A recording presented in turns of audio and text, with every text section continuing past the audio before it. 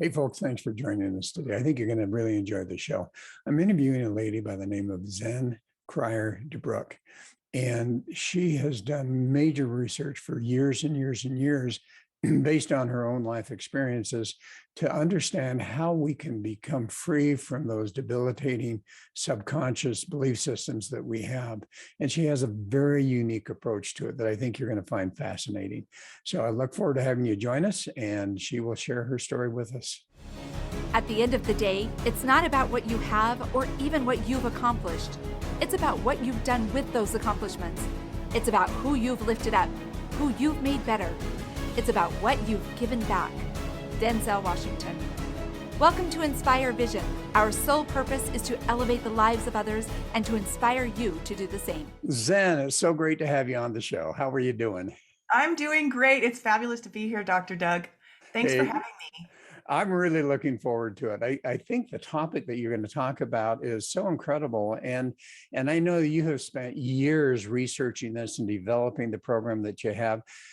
I would love for you to tell the backstory of how you came into this situation and what was the motivation and so forth.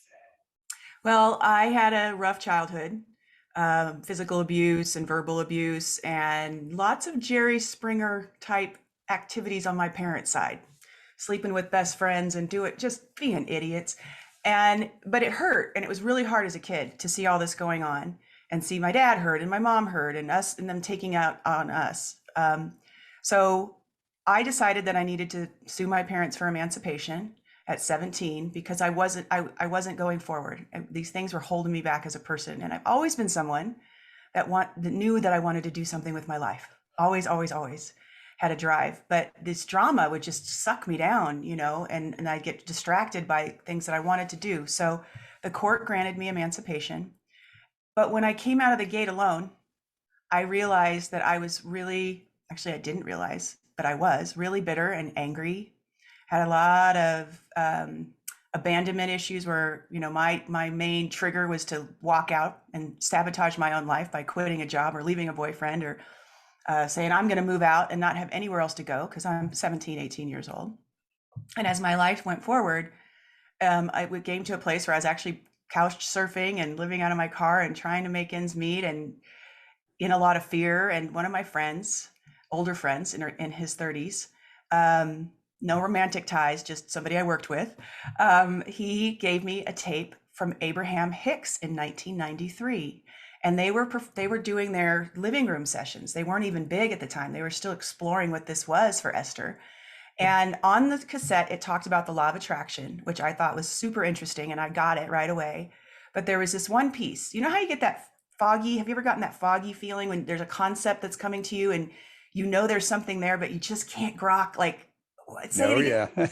Getting that feeling in your brain. It's like your ego goes, we're foggy. We're not going to let you see this, And it was about the internal guidance system. And what Abraham said was that when we are in alignment, we are moving in our life's purpose and our life's blueprint, that our thoughts are then bringing us towards it, and we'll feel an expanded, open, light feeling in the center of our body. And that when we're sabotaging, when we are going a path that's not successful, it's going to cause us harm and hurt, it closes down, the center of the body tightens. And that means that what you're thinking is carrying you away from your purpose and your life's blueprint. And I must have driving around in my little Honda Civic, my orange Honda Civic. We called it the Hoda because there was no N. Really old 1976 Civic.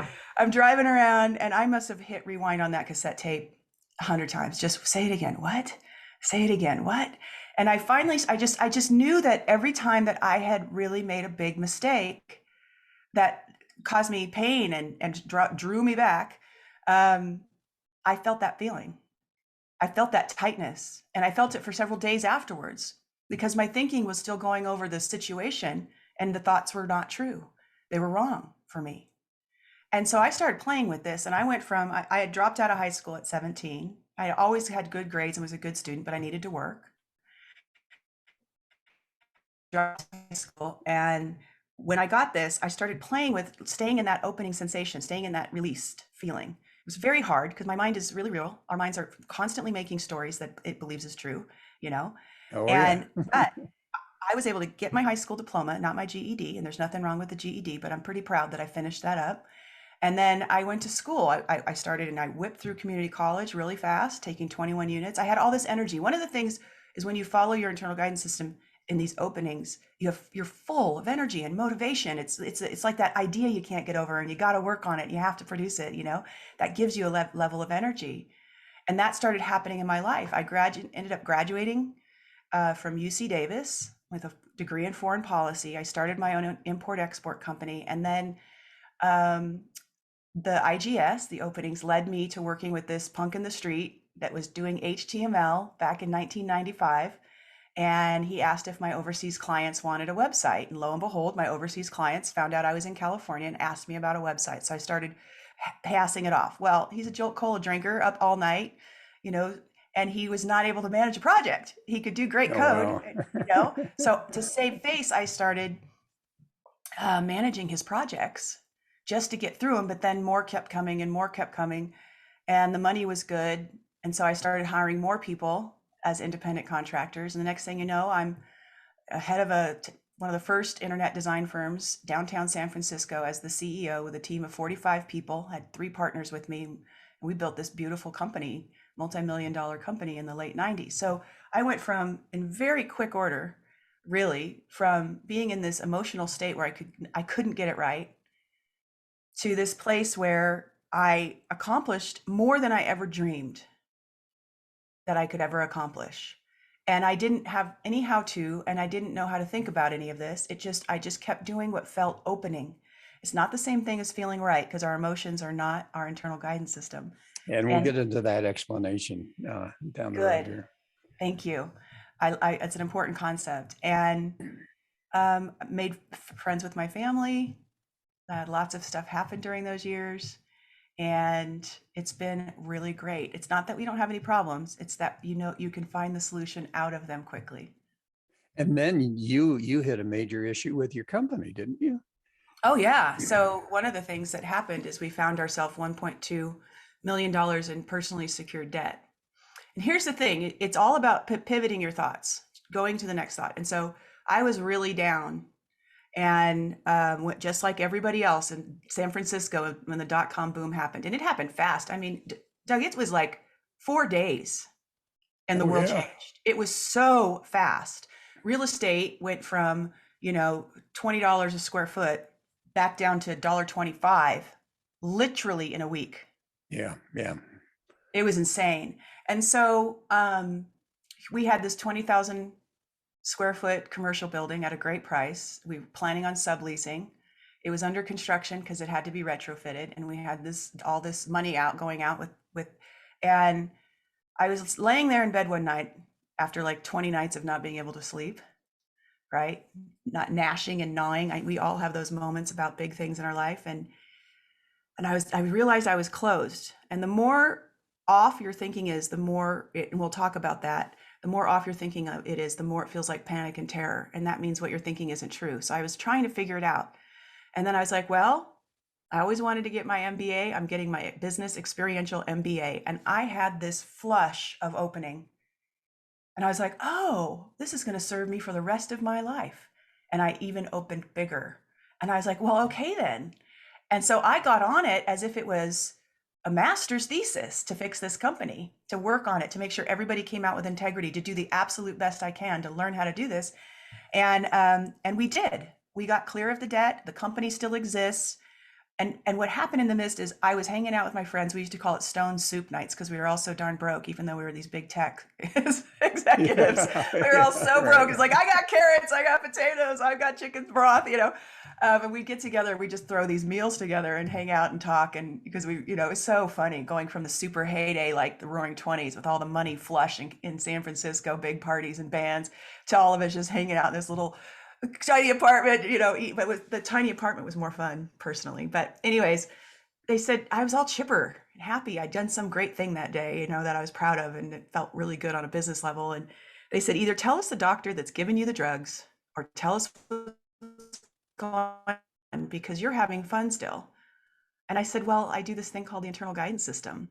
And they started asking me to teach them. And so I just started teaching more and more people as a gratis, let me help you get through this thing. And before too long, I had more people coming and more people. And someone contacted me from a publishing company and said, I've heard about your work. I'd love you to write a book. And it just rolled from there until I was acknowledged by the Transformational Leadership Council, my body of work, and was voted in, which is unheard of. It's an organization Jack Canfield started. That's a great story too, how that happened. And it's just astonishing. Magic and synchronicity are actually the norm on this planet. If you go out into nature and you really look at what's happening with all the creatures and bugs and plant life and water and shade and where things grow and how it grows, it's a miracle. It's very synchronistic. Everything has it what it needs as it needs it. And that is the theme of this planet. And in our human species developing its mind and its brain, and we moved away from that. In fact, we became afraid of the magic and synchronicity. We wanted to control it. And now I believe with this tool that everybody's born with, we've had it our entire history of our species. With this tool that's inside of us that I decoded, we can get back to that. And it is true. Like, I had more magic and synchronicity, and still do, and so do my students, than you could believe in. It's just absolutely insane So how let's well we're let's taken care of. Yeah. let's talk about that internal guidance system, the IGS, okay? Because you mentioned that it isn't just feeling good about something, that it's literally something different than that. And so I'm really curious as to what that is and how one actually is able to identify it. Okay, so how about if we start out, because if I start talking about it, the brain grabs it and starts wrapping stories around it. Oh, it's like this, it's like that. So let's go, can we drop in and do the exercise real quick? And so that people can feel Sure. it? Okay, awesome. So what I'm gonna have you do is, it's really great to be in the body because the internal guidance system is in the body instead of the mind. So I'm gonna have your listeners, everybody can do this with us. If close your eyes, and if you're doing something else, you don't have to close your eyes. It just, for at the beginning, it All can be right. easy. I'm going to close my eyes too. Okay, so close your eyes and then feel the bottom Okay. of your feet. And you'll notice as you put your attention on the bottom of your feet, it starts to get a little warm or tingly, little energy there. Okay. And then feel the palms of your hands. Same thing, you'll feel a little warmth or tingly, just slightly happening. Okay. All right, now I'm going to give you two statements, and keep your mind on your feet and hands, and just let this statement run through your mind like a cloud does through the sky, noticing if there's anything that happens between your throat and upper solar plex. Feet and hands, pay attention. And here's the statement.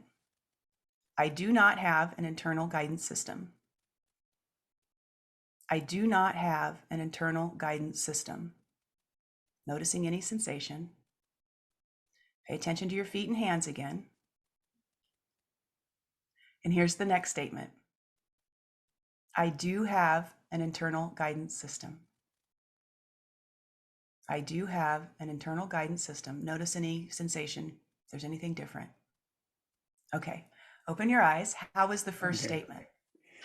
It didn't feel a lot. And even on the second statement, I personally didn't feel a lot, just maybe a little bit of tingling in the chest.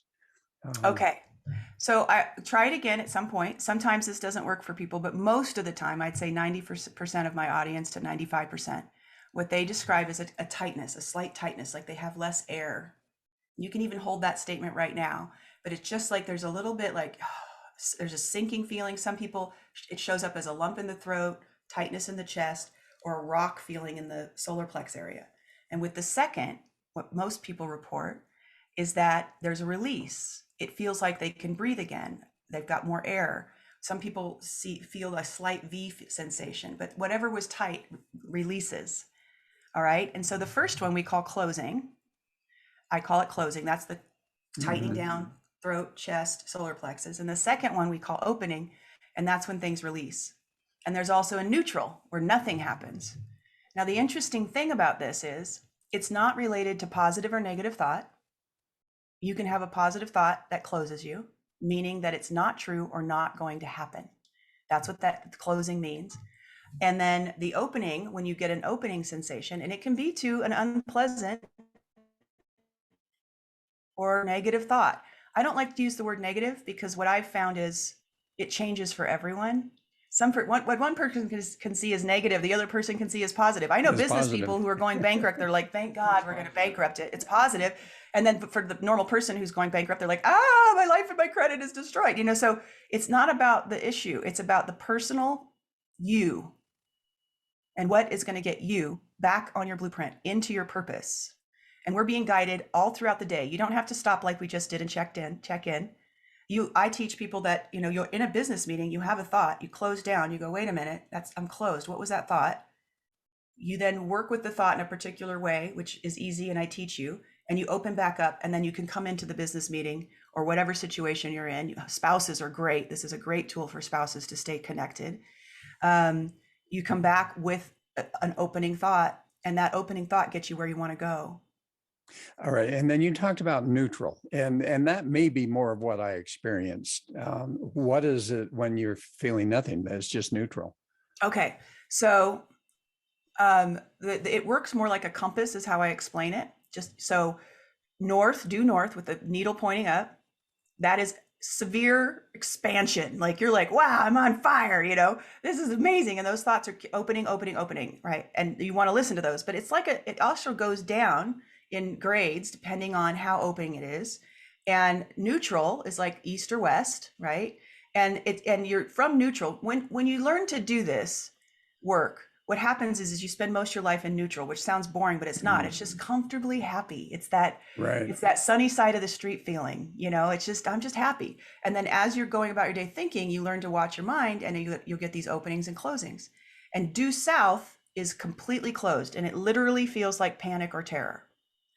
It's really a physical response, isn't it? I know that I've worked with NLP, and one of the things that you do when you're working with someone is, as you're talking about a very specific subject, you want them to identify where they're feeling that within their body. So that's is that kind of what you're talking about? Only the feeling is either one of openness and expansion or one of tightness, and which of course is what they're feeling with NLP. Yeah. And I mean, I've been decoding this for 23 years. I've dedicated my life to this. And as it unfolds, it's continuing to unfold. But what I found is the throat, when the throat tightens, for instance, that is a thought they're having that is undermining their own power, their own capability. I can't, they don't love me. This isn't going to work. I'm not important enough, not smart enough, those things. And all of these thoughts that we're having are programmed usually between the ages of 0 and 7 by watching the world around us and watching our parents. And so the chest area is current thinking about current strategy in your life. And that strategy could be when to go to the post office, if you're open or closed or neutral, when to call someone on the phone, what to produce in your business. A lot of times new business people make something super complicated, right? Or a CEO, when I work with them, they'll be thinking about all the stakeholders that they have to please, and it's actually not true. They have to focus on the business, not the stakeholders. And so we use this tool and things, big things like that. And then the solar plexus is a belief system. It's an entire body of thought. I'll give you an example. Let's say this will lock in when I have trust issues. Go figure. And this has really led me out of that. But my first knee-jerk reaction when working with somebody who's giving me a service, like working on the dishwasher or somebody in my business, is that they are not trustworthy and they're trying to take advantage of me. Well, that belief system has been with me my whole life, and it shows up in the solar plexus. And so that you work with, which is, what is that theme? What is that thing that is an unexamined assumption? And the second that you find the opening, and there's a process that's different, and I'd love to share that with you. But when you find the opening, it goes away. And what I've discovered, and I want to get some scientists on this and some doctors, I believe that when that opening happens, it starts a new neural pathway. Because what happens is the old neural pathway that has been there forever, you can't believe in it. You can actually physically feel it's not true for you. And so you can't go back there.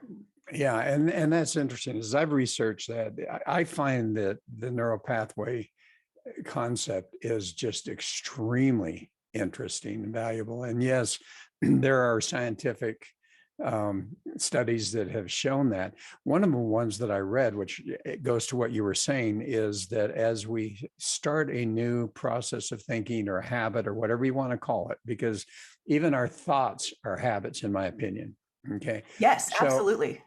as you start that, what I read, which was really fascinating, is that as the new neural pathway begins, and as you continue to support that, and the old pathway still is there, but it kind of moves to the side and starts to minimize its ability to control.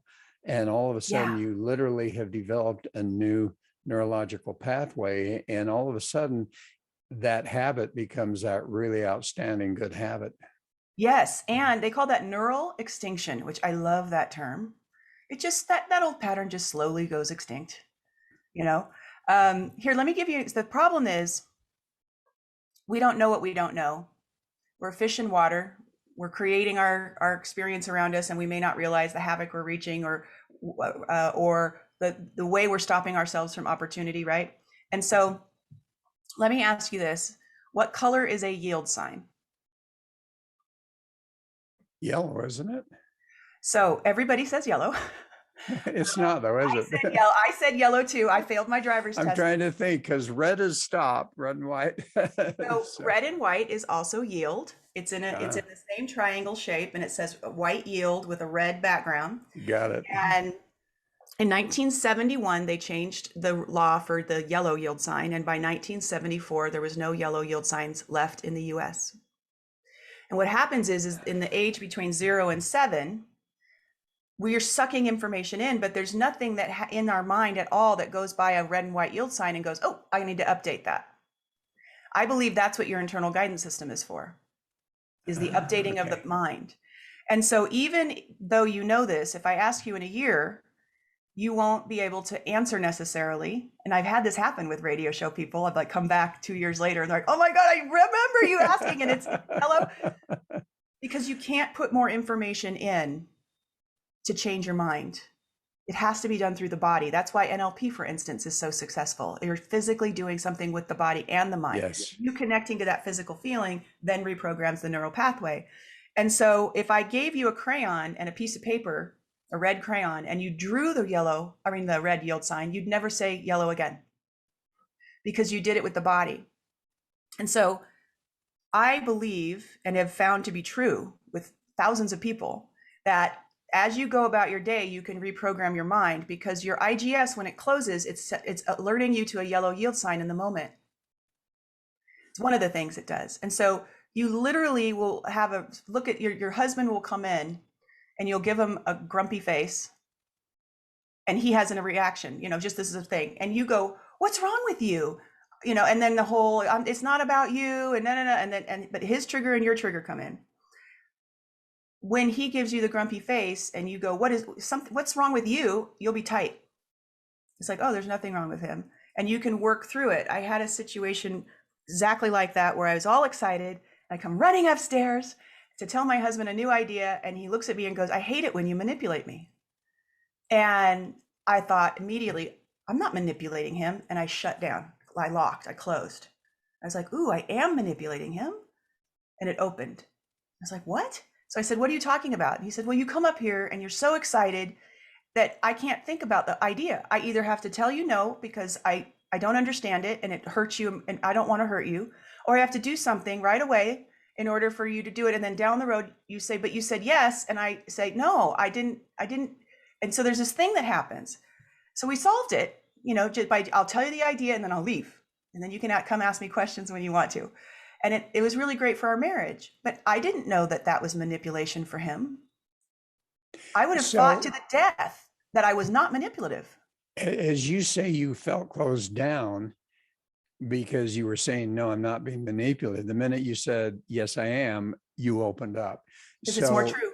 It's the truth. That takes a lot of personal awareness to be able to identify those type of situations that we're feeling within our body. It takes about 3 weeks for someone to start to get that awareness. I do the Miyagi approach at Smart Soul Academy. Remember wax on, wax off? Yes. Right? So because the body programs the mind, I get them using somatic, little tiny, simple things. And then they get that aha that we just talked about. The new neural pathway starts. And within about 3 weeks, you do about 7 different little mini practices. You just take them into your life and try them on. And you suddenly know what you're thinking. You start, the first thing we do is connect your mind to the closing, and that the thought is the close. The thought creates the closing. And you'd be surprised how fast people become aware. Wow, that's interesting. And you had mentioned the steps that you take that you were going to share with us. It's not, yeah, it's less steps than recognizing, for instance, we have named closing things. We've given them names: frustration, irritation, anxiety, overwhelm, rushing, impatience, procrastination. These are all, and I label them all as a bucket of stress. And there's more. Guilt is always, these things are always 100%, no matter what, closing. And they all mean something different. So frustration means that your mind believes a situation or a thing will never change. Irritation is a person that your mind believes can never change. So what you're saying, if I'm understanding it correctly, is if one is having difficulty feeling that within their body, all they have to do is sense that they're feeling frustration or anger or whatever that happens to be. And that immediately tells you that you're closing down. Yep. And then from there, you can look, each of these are representative of a particular type of thought, which is why I said irritation is always with a person, never a thing or situation. Because then you're like, okay, what about this person? What about this person do I believe will never change? Okay. And then you label it, and then you play with that thing until you get an opening. Oh, they will change. Well, let's look at how that's going to happen. All right, I've got a question for you. Yeah, you mentioned Abraham Hicks, and particularly that you were listening, and I'm sure you've seen his emotional guidance system. Perfect, thank you. Yeah. Yes. And in fact, I was smiling because, as you said, once you left your family and became emancipated, you were angry. So you literally were stuck at that lower portion of anger. And there are a lot of people who end up being stuck in that lower area. And for me, it's really interesting. I studied that one as well as another one, the emotional tone scale. And one of the interesting things I found was that, in fact, when I was studying it, I actually had to go out onto the streets in LA, in Hollywood, and approach someone and just say, hey, what do you think about my hair? And depending on their response, I was able to identify what that innate emotional level is. If they start to laugh, okay, they're happy, they're up there. If they just get irritated, then they're down there in that lower portion. So my question is this, because I've heard different concepts. One is you can never really change that. You might change it as far as a social emotional level goes, but to change that innate emotional level is not really easy. And yet, from what I'm hearing you say, you can change that. You can literally move from that lower emotional level up into those higher ones. Is your IGS really kind of a concept of taking people from that lower portion and moving them up into the higher levels of the emotional guidance system? Okay. So I think that when I started learning about the internal guidance system, Abraham Hicks was teaching it, but Abraham is not incarnate. They don't understand ego and mind. They don't understand programming. They don't understand ritual habits that take over and hijack us as beings, where we can't stop the freight train from rolling down that track. Right. And so they're trying so hard to help humans. They came up with a better feeling thought. It's not an emotional guidance system. It's a better feeling thought. And they want you to reach for that better feeling thought to pull yourself out of the hole. What I discovered is that a majority of our emotions are programmed between the ages of 0 and 7. They're triggers just like everything else. You watch your mom react, you watch your dad react. My trust thing came from my dad thinking everybody was trying to screw him. I heard that conversation over and over and over in my house, and it became, that's how you handle people. That's what people are. And it's not true. I close when that happens, and I have to rework myself. Any emotion, well, not any, there's about 5 or 10 that are always closing. Jealousy is always closing, but almost any emotion can be opening or closing. You can have opening anger or closing anger, depending on whether your thought is a massive force for destruction or change. Gandhi and Martin Luther King Jr. used their anger with opening context of what they visioned for the future that opened them to rally millions of people.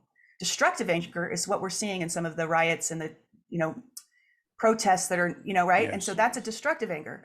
I learned this because my mother committed suicide when I was just after I learned about this.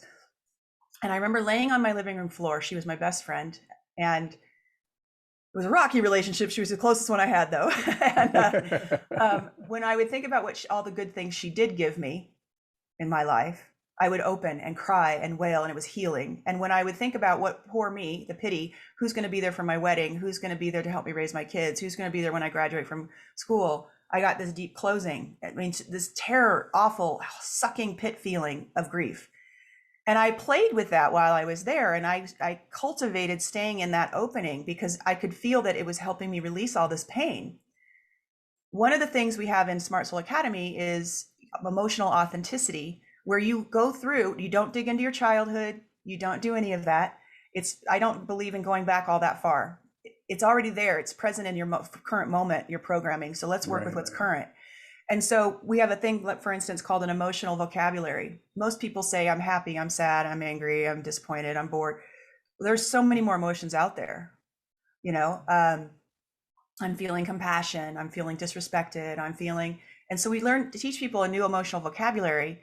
And then when they're closed, they can name it and then they can move. And that's where that emotional scale that Abraham Hicks has is so great, is because it's like, oh, I'm feeling rejected. And let's look at those thoughts. It's closing. Let's look at those thoughts, because it's not true that I'm being rejected. It's the way that my mind is interpreting our current place.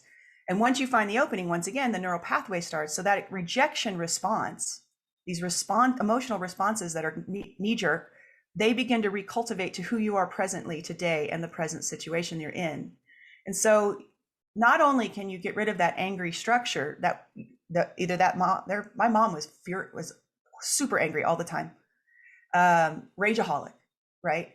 And so that I learned from my mom. It could have been that I was kicked aside and I hid in the closet when I was when I was upset. There's all kinds of responses that we have. And the reason why they're different is based on our upbringing. And so all of that can not only be reprogrammed, but we have a tool we were born with specifically to do that, to alert us to the yellow yield sign, and then to move, once you learn how to use it, to move in and erase those programs and create the new program that's uniquely, authentically you. And in just doing that, you begin to attract your life's purpose. You begin to attract what you're supposed to belong to, because you're getting rid of all of the sloughing off all the stuff that keeps you away from what you are here to do. And so that's why, yeah. Do you help your clients try to identify what those triggers are when they're showing anger or frustration, or I'm not good enough, or whatever that happens to be? So you help them to identify that and then to release it. I teach them how to identify it for themselves, to become so successful at it and knowing themselves so deeply that as they're going throughout their day, they can be their own guru. They can be their own neurologist that checks it, finds the new way, and starts the new neural pathway, so they don't need me anymore. So it takes about 3 months for the first program, which is stress to happiness. And it's all little Miyagi approaches, and then emotional authenticity. And then there's 13 other programs, people like relationship as a spiritual path, work like a woman. Like, we've got all these great programs in there, but really the first 2, you're off and running, your life is different, and you can handle any crisis that comes along. And the other thing I wanted to mention is, if something wrong or bad according to your mind is going to happen, you'll open. So for instance, I was working on jealousy for years. Everybody told me I was jealous when I was in high school. So I worked on jealousy and I worked on jealousy. And then I heard in my early 20s, I heard Dr. Laura, she's an old time radio show personality. It was so great. She just go right to it. And she's talking to a woman and telling her that she's not jealous, she's insecure, and what the experience of insecurity was. And I was like, oh, I'm not jealous, I'm insecure. And I had this big opening. Now here's what's great. I just found something quote unquote broken, right, with myself. but I have this deep knowledge and knowing and awareness that feels good in my body that I found what I need to work on. And I then called my boyfriend and was like, I'm insecure. And he's like, yeah, well, is this a trick? What are you gonna do if I say yes? You know, it's interesting. It's about power and control, and insecurity is about self-esteem. It's interesting how we use words to identify our emotions, and how that can either be debilitating or, as you say, really opening up. I was visiting with someone a couple of weeks ago on the show, and they were talking about anxiety, and they said the minute you change this word anxiety, they were PhD in psychology and they hated the word anxiety, but the minute you change the concept of anxiety to one of vulnerability, and every time I say that, I just get this sense of opening, because it just makes such a difference in understanding that, okay, I'm not labeled here as an anxiety individual, but I'm feeling vulnerable. Yeah. Yes. So is that kind of what you're talking about, is that you use different words, and because you do that, it actually changes your body reaction? It's a little deeper than that, because when I work with someone and they're like, I have abandonment issues, right? Uh-huh. What kind? When does it show up? Where does it show up? Anxiety is always closing, meaning what you're thinking in the moment is not true. And so what we do is we go in and look at what exactly is making you anxious, because that's the exact neural pathway that we want to work with. And then they'll say, I'm anxious that my kid's not getting into college and their dreams are going to be smashed. They didn't do that great in high school. Or I'm really anxious that I'm not going to be able to take care of my parents and I'm watching them fail, right? And it's causing this anxiety. Right. So we go in and we work with that thought and find out what's opening, and they feel great, they feel confident, they feel awake and open, and they can't go back to being anxious about that particular thing because they can feel in their body that it's not true. And so it's very personalized personal development. It's very specialized to exactly what's going on for that individual. Their unique programming is what's being worked on, and they are doing it themselves. So it's private. It doesn't cause a bunch of problems in your life. It's quick, right? And it's specific. All right. So you mentioned that you were encouraged to write a book. Did you write a book? I did. It's called Your Inner GPS. And it's a lovely little manual on how to use your IGS. And it was before I realized that you can't put more information in to change your mind. You have to have these little Miyagi approach track tactics, or NLP, or EFT, or hypnosis. There's all these. Whatever. Right. You have to have some way to change. But it's a really great book. It gives you the basics of everything and the troubleshooting, and I highly recommend it. And if you're really interested, go to smartsoulacademy.com, because that's our membership. It's $47 a month. You get 13 programs for $47 a month. And if you do the $97 a month, you get 5 coaching sessions in a group environment with me every month. And we work through these things, and it goes really fast, and it's really fun. You start seeing within the first week, you're like, whoa, I'm totally feeling different. And it's because you're working with your mind in a different way. So that's much more valuable than just buying the book and reading it. I would recommend getting the book, so that when you've learned to use your IGS, you can go like, okay, here's my troubleshooting. What's going on? I need to go here. Oh yeah. That's what I do in this situation. I couldn't find the book on your website. Where do we find it? It's on Amazon. It's in many bookstores. I like, Amazon's good. It's easy and it comes fast. It's on my publisher's New World Library. It's on their website, but it's out there. I think it's on Barnes and Noble's site, but mainly it's at Amazon. Okay, and the name of it again is Your Inner GPS. Okay. All right. So let's talk about the programs that you have now. And obviously you're saying it's a 3-month program just to get them from one to another place of awareness and happiness and so forth. Is that something that is a weekly thing, a daily thing? How does that work? Yeah, great. So what I do is there's 12 modules, and we do 2 exercises a week. So the first exercise I'm going to give you to put in the link. There's a website that I have the first 3 exercises in, so your people could get going. But the first week, you get 2 modules. And so you listen to a 15-minute or less exercise, and then you go do something. You go try something on. You're actively working with your mind and your life. Then 4 days later, you get another one. And 4 days later, you get another one. And it's less than 15 minutes every lecture. Doesn't take you in your car. It gives you something to think or do, or way to work with frustration or procrastination or boundaries. Opening boundaries is an incredible thing.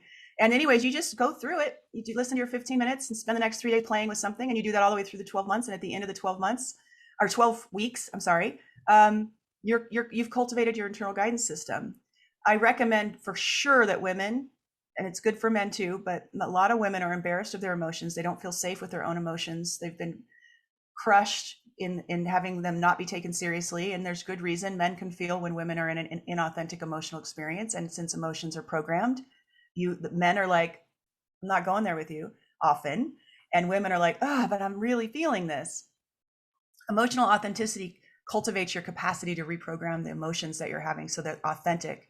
And I love this because when people are expressing authentic emotion, like Martin Luther King or Gandhi, it rallies people to them because they can feel the truth of it and they want to help the person. So it's a completely different experience. Yes. And I think there's a huge difference. And I think it's important for the people to understand, the audience to understand, when we're talking about that emotional scale, that we all go up and down. Yes. And that is okay. That is normal. I think what I was talking about was the fact that some people hide and live in that lower emotional level. And it rarely comes out until something gets triggered and all of a sudden, there it is. And I guess what my experience has been, a lot of people really don't recognize or understand what's happening, that trigger, whatever the trigger is, the emotional response to the trigger is really identifying where you live deeply. How do you overcome that? It's one thing, Martin Luther King, all those guys, yes, they went down into anger, and that's a very positive way to do it because you're moving back and forth. But when you're stuck down there and it's subconscious and you really are not aware of it, and it only shows up at certain times, and when it shows up, it's uncontrollable for them. Well, there's two different things in that are really important to know. One is it stops being as uncontrollable once you learn about the IGS. Okay, so what happens is you notice the closing faster, so you work on it before it gets to the uncontrollable rage, right? And so there's a way in which that it doesn't happen anymore because it spirals out of control. Your anger, and then the more closed you get, the more right you feel, because this is counterintuitive. A lot of people think that closing means what's going on around them is true, and it's the thinking that's closing them. And so it can spiral out of control. But once a person learns this, what ends up happening is they're like, oh, I'm closed, and they don't go that whole path and work themselves up. Even I still do that sometimes, but I shut it down like in 10 minutes. I'm like, wait a minute, I'm fully going down this path. So you can see that you get a reward for not going down the path with the opening and your life working out. But two, there's these things that I call stress defenses. And people who use anger as a defense, it's once you're triggered, where do you go, right? Yeah. It's very hard for them to give that up. It's their power. I remember when I was in the super angry state and I was working on this and I was opening to let it go and opening to change, but there was a big part of my ego that was like, but if I'm not that way, people are going to hurt me. It's my anger that keeps people away and keeps people from hurting me. And I was covered up with a big heart. In fact, I had to tell my significant others, over time, I was like, when I'm angry, I'm really hurt.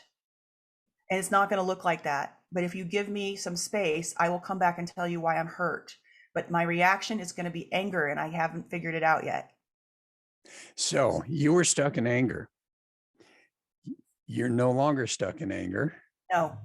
So that was my question. Do you find that every once in a while, if you get caught off guard in a negative way, that all of a sudden you feel that anger? Or have you gotten to the point where as you start to feel it, you immediately can change that so that you don't experience that?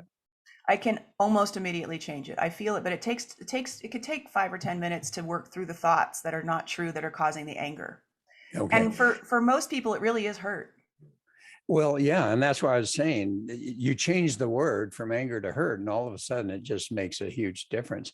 And I think one of the things that is really important for people to understand is that when something happens, when an event happens, we apply the emotion to that event because there is no emotion to an event That's right. other than the one that we apply to it. And so it is our ability, if I'm understanding you correctly, to go through these processes to where you can literally change that emotion that's been applied. I tell some people when, they get really upset and it's like, why don't you just laugh about it? Right. Well, some people do. My daughter Yeah. does. Yeah. That's her reaction. But And, I would say to help you and other people, we apply an emotion, but actually there's a step in between. We apply a story, and then that story from our childhood programming between the ages of 0 and 7 gets handled in this way with this emotion, right? yes. And so, and different people have different responses to different stories, right? Some other people will be like, okay, somebody honks behind me at a stoplight because I'm distracted, and I go into shame. I know how to work with shame now, but it's like, oh God, I didn't get off the line. And, my husband, he's enraged. Who the hell do you think you are? Blah, blah, blah, blah, And so he had to work with it differently. So the story, how dare they is them, and how, I blew it is me. And we're all that way. We're all different. And you know what? Before we got actually recording, we were talking. You mentioned that we could talk for hours, and that's true. We could. Well, I'll come on again. You just have me. Guess what? We're at that point where we can't continue.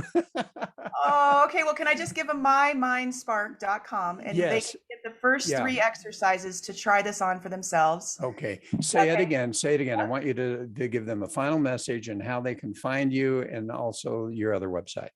Okay, great. So it's mind, M-I-N-D, spark, SPARK.com. You sign up, you'll get the 3 first exercises for you to use. You'll feel a difference within the first day, within the first 10 minutes, believe it or not, you'll feel a difference.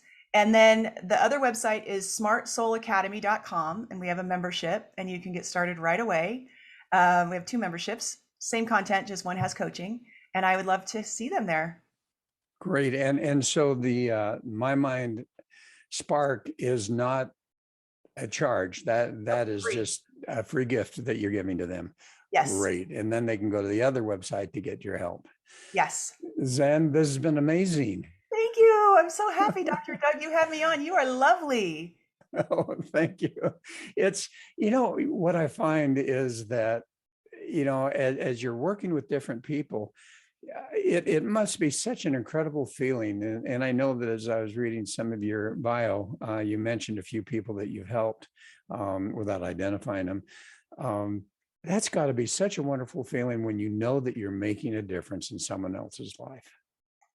It's the best thing ever. I actually can't believe I get to do this. Oh, that's wonderful. Well, thank you for being on the show. Thank you. Have a great day. And I look forward to doing another one. Folks, thanks for listening. Hope you enjoyed it. Hey, go to those websites because this is really fascinating stuff and that can really make a difference. So enjoy it. Have a great week. We look forward to having you join us again soon.